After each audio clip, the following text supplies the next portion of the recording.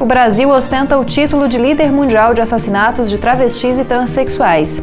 Mas entre preconceito, desinformação e violência, há também boas notícias, como a possibilidade de fazer a cirurgia de redesignação sexual pelo Sistema Único de Saúde. Aqui em Goiás, por exemplo, quem faz a cirurgia é o Hospital das Clínicas da UFG.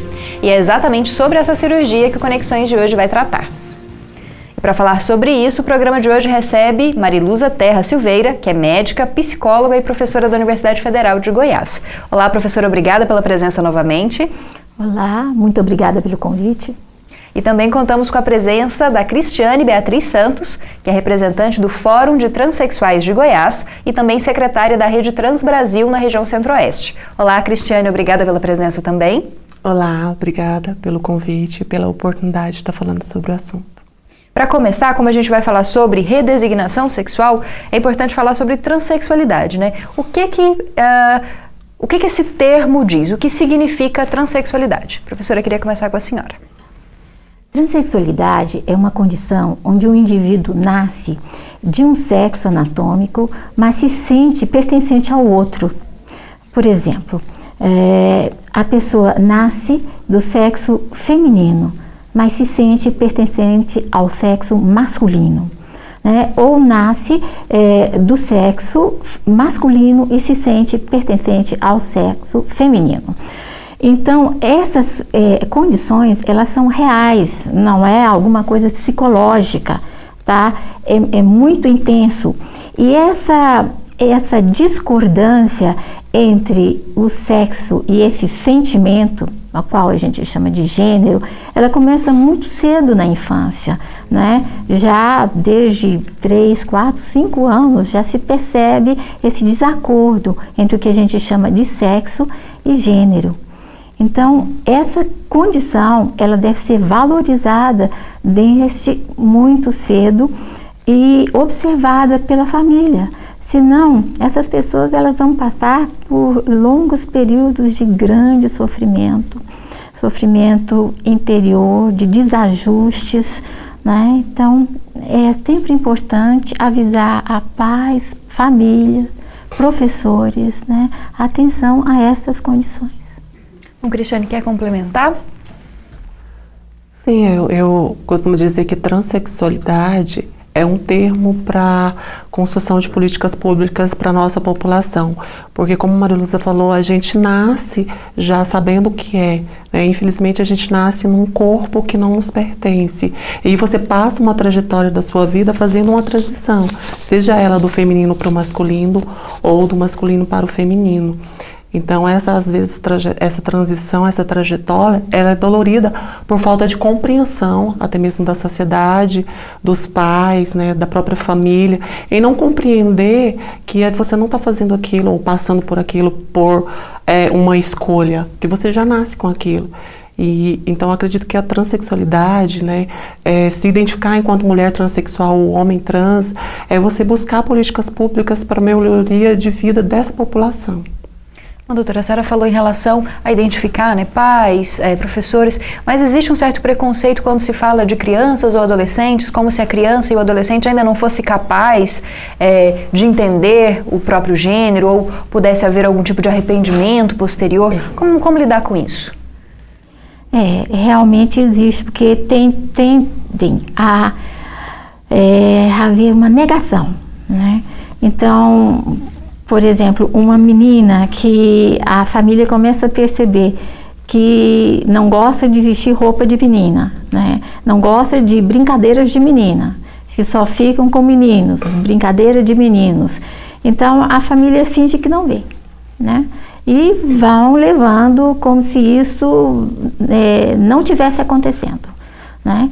Então, o procedimento é enfrentar a questão, né? Ver o que está acontecendo com aquela criança, né? E poder aceitar aquela criança, porque senão a coisa vai se agravando. Na adolescência, essa criança que, no caso, né, tá mostrando uma tendência a ser um homem transexual, não vai conseguir, vai ter pavor no momento da primeira menstruação, principalmente no momento de desenvolvimento da mama, que é a pior coisa para o homem transexual, é o desenvolvimento da mama, né? E os problemas vão se tornando cada vez mais grave.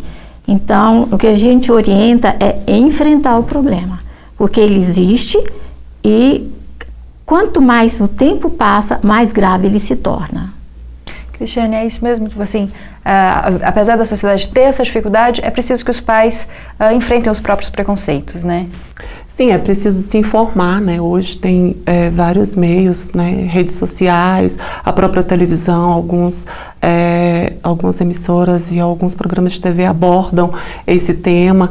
E é muito bom, às vezes, a gente deixar registrado a diferença que é identidade de gênero e orientação sexual, porque muitos hoje confundem, acham que transexualidade, travestilidade é o mesmo que homossexualidade, e não é, né? Identidade de gênero, como você se sente como pessoa, né, masculino ou feminino, e orientação sexual é como você se sente sexualmente ou sentimentalmente para uma outra pessoa, seja homo, hétero ou bi.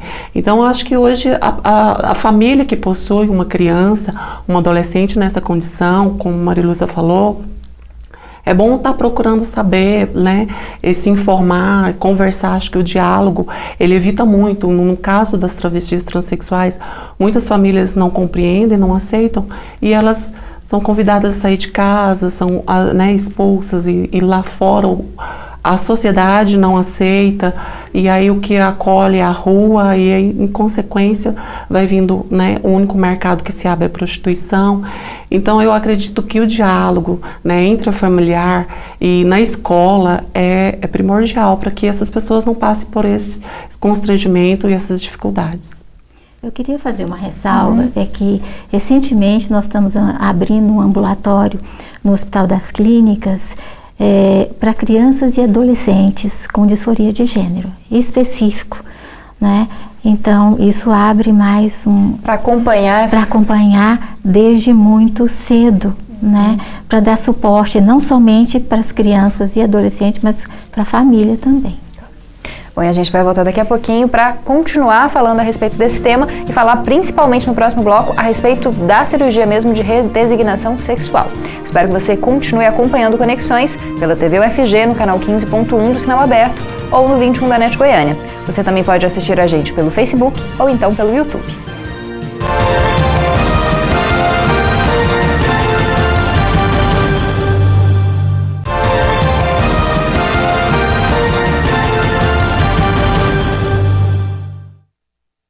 Conexões de hoje está de volta e o assunto é a cirurgia de redesignação sexual.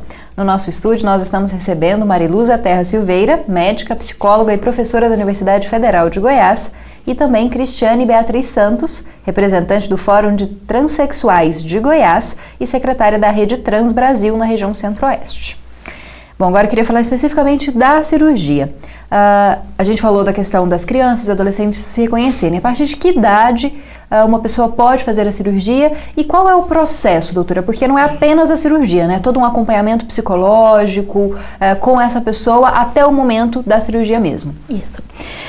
No Brasil, infelizmente, eu digo infelizmente porque eu discordo dessa idade, se pode fazer a cirurgia apenas após 21 anos, tá certo? Nós fomos voto vencido, né, na discussão desse processo, mas a gente acha que poderia ser a partir de 18 anos, com acompanhamento psicológico, obviamente, mas o Ministério achou por bem ser a partir de 21 anos. Então é assim que a gente, obviamente, segue as normas do Ministério. E existe realmente um processo de um acompanhamento multiprofissional durante 2 anos, principalmente pelo serviço de psicologia, né? Então é no mínimo 2 anos aí para ser preparado para a cirurgia de redesignação sexual. Esses 2 anos podem ser antes dos 21 ou também depois dos 21? Pode ser, na verdade, teria a priori, teria que ser depois dos 21, entendeu? Mas como essa última portaria abriu brecha de começar a hormonioterapia antes do 21, então a gente também entende que poderia ser antes dos 21 anos com esse acompanhamento multiprofissional. Bom, Cristiane, queria que também você falasse a respeito desse processo de acompanhamento e também até mesmo dessa idade. Você concorda com a doutora que poderia ser mais cedo?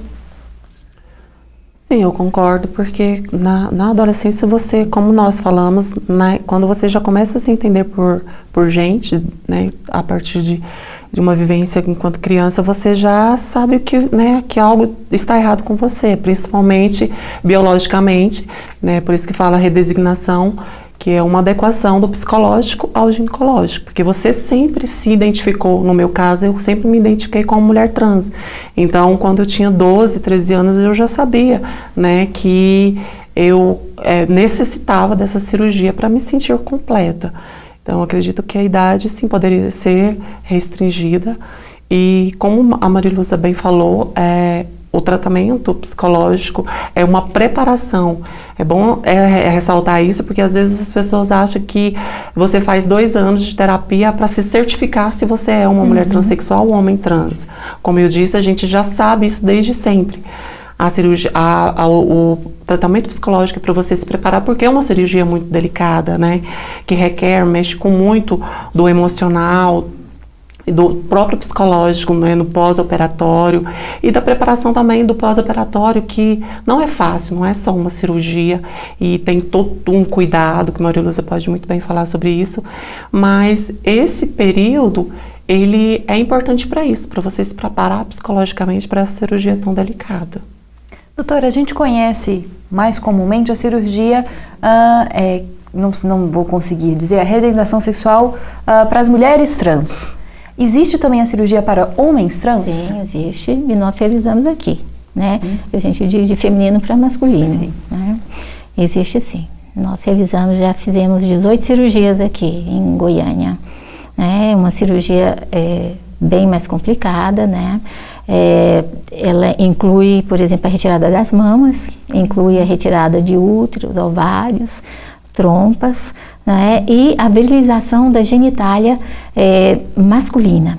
Existem 2 tipos de virilização da genitália masculina. Existe uma chamada metoidioplastia, que aproveita a hipertrofia do clitóris, porque a gente dá androgênio, né, e hormônios, né? É um hormônio masculino, então faz crescer o clitóris, né? Então ele fica como um pequeno pênis. Então a gente aproveita, né, esse crescimento do clitóris e faz dele um pequeno pênis, constrói uma uretra por debaixo desse pênis para permitir que esse homem transexual possa urinar de pé, que é um símbolo muito importante da masculinidade.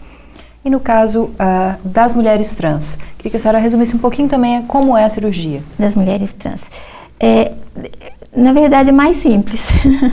Então, ela constitui simplesmente de abrir um espaço entre a bexiga e o reto, o intestino, né, que vai dar lugar para a vagina. Fazemos uma dissecção, quer dizer, pegamos a pele do pênis, né, vamos dizer, dissecada, e colocamos nesse espaço. Então, a pele do pênis vai ser a vagina, a neovagina, tá certo? Retiramos os testículos, pegamos a pele da bolsa escrotal e construímos os grandes lábios.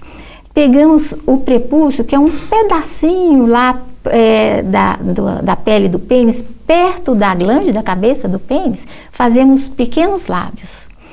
Pegamos a glande, né? Nós recortamos a glande, mantendo a inervação, mantendo a irrigação sanguínea, e recortamos e implantamos no local que é o clitóris da mulher.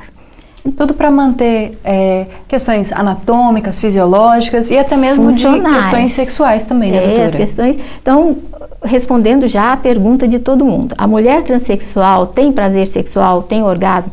Tem, tá certo. Então, a cirurgia, ela pensa não só no físico, mas também em todos os outros processos. No funcional, né? Ela urina normal, ela tem prazer sexual normal, né? A penetração na vagina é normal, né? Então, realmente, a cirurgia de masculino para feminino, ela é bem mais simples do que o contrário. Bom, Cristiane, você falou um pouquinho da questão do pós-operatório. Queria que você falasse um pouco mais, tanto da cirurgia quanto do pós. É um momento muito delicado, né, de transformação do corpo e acredito também de toda uma redescoberta psicológica, né? Exatamente. O pós-cirúrgico, né, no meu caso, eu não tive maiores complicações, sempre fui muito bem amparada pela equipe do Projeto TX, a psicóloga teve o tempo todo comigo também. Só que você sente assim, né, como você falou, um outro universo. E é uma satisfação muito grande quando você chega na sala de recuperação por aquela busca incessante que você teve a vida toda. Porque a cirurgia de redesignação, ela não é uma cirurgia plástica apenas. Ela é algo que vai mexer com sua alma, com seu íntimo, né? Ela não é só você fazer uma plástica como colocar uma mama. Tem toda uma questão de se identificar ali naquele corpo, de se redescobrir, de uma vivência mais leve e mais completa. Infelizmente, nosso tempo está chegando ao fim nesse bloco e a gente vai para um rápido intervalo e volta daqui a pouquinho para continuar essa discussão a respeito da cirurgia de redesignação sexual. Você pode mandar a sua sugestão de pauta pelo nosso e-mail, jornalismo@tvufg.org.br ou então pelo WhatsApp 99181 1406.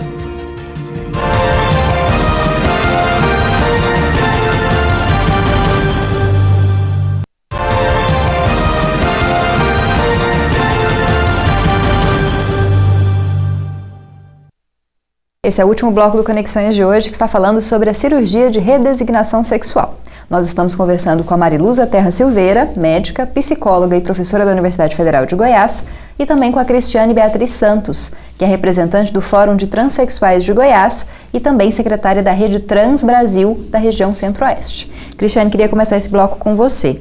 Depois da cirurgia ainda há todo um outro processo. Não sei se precisa ser essencialmente depois da cirurgia, mas as mulheres trans e homens trans precisam rever documentos, fazer novos registros. Como é que isso acontece? É só apenas depois da cirurgia ou uma pessoa trans, antes de fazer a redesignação, já pode procurar esse tipo de alteração? Sim, hoje já pode procurar, né? Tem até um entendimento do STF que uma pessoa não precisa passar pela cirurgia para ter a retificação do registro e mudança do sexo na certidão de nascimento e alterar todos os seus documentos, né? Mas infelizmente no Brasil a gente ainda sofre uma peregrinação para a busca da retificação do registro, né? Tem N documentações que você tem que juntar para entrar com um processo, e aí quando você entra com um processo você tem que ficar no mínimo 6 meses, até 3 anos, tem meninas que já têm mais de 3 anos que não conseguiram fazer a retificação do registro. Então, assim, a burocracia é muito grande, a peregrinação é muito grande. A gente hoje, né, tem decretos do uso do nome social pelas pessoas trans, mas a gente luta por uma lei de identidade de gênero, né, para que você tenha facilidade ao você se identificar como uma pessoa trans, você fazer a retificação do seu registro, né, porque nada mais constrangedor do que você, no meu caso, como mulher trans, chegar em um local e ser identificado pelo nome masculino. Isso é muito constrangimento, isso afasta as pessoas trans da escola.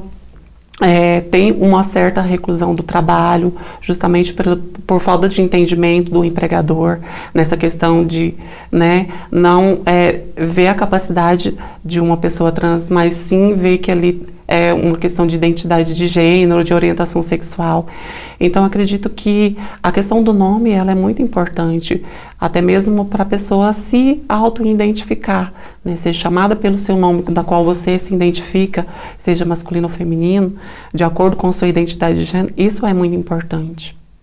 Bom, doutora, a gente falou da questão do SUS, né? Aqui em Goiás, o projeto TX do Hospital das Clínicas da UFG é o único que faz a cirurgia a partir do SUS. Ele é um dos únicos do país também, né, doutora? Sim. No início, né, eram 4 hospitais. né?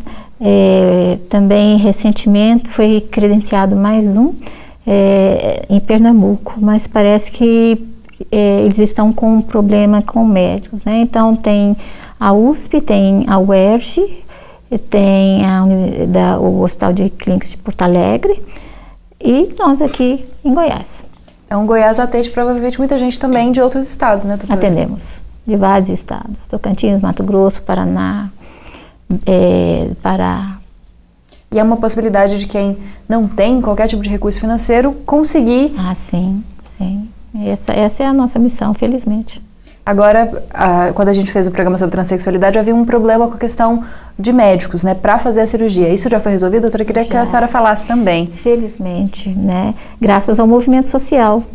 Isso é uma parceria que nós fizemos e que me coloca muito feliz, porque desde então eu não me sinto mais sozinha, né?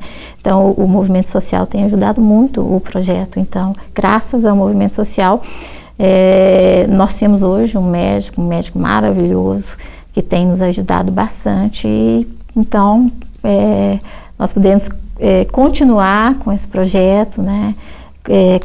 Podemos atender novos pacientes e a fila de cirurgias já está andando, já operamos desde aquela época, que foi a última vez que estivemos aqui, acho que foi em 2015, né? Acho que já operamos mais de 10 pacientes. Tem um número, doutora, de quantas pessoas já passaram pelo projeto, já passaram pela cirurgia?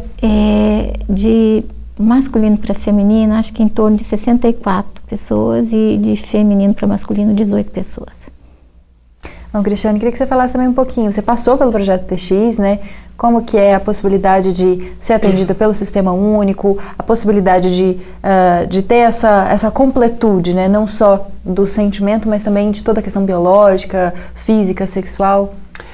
Então, eu conheci o projeto TX antes do processo transexualizador, né, pelo trabalho que a doutora Maria Lúcia já desenvolvia.